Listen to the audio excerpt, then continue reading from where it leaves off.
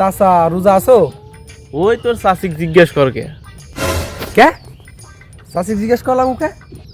ওই তোর চাষি ফজরে ডাকি দিছিল। সেহরি খাইলাম।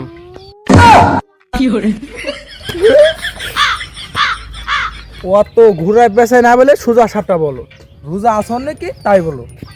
যদি রোজা থাকো তাহলে আমার ভাই সন্ধ্যার দিক যায়, ওই ইফতারি দাওয়াত রইলো।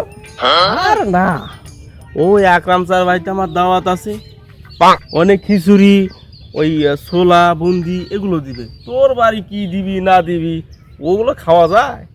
ও জোর করার তাহলে আর কিছু নাই।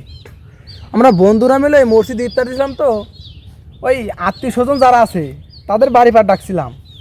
না, তুমি যখন যাবা না তাহলে আর জোর করবো কি? এক প্যাকেট বিরিয়ানি পাইছি গেল। এ ভাইস্তে পুর মানে কি আমার সব রাখতেও দেখেছি, ওর বাড়ি যাওয়া লাগবে, চল।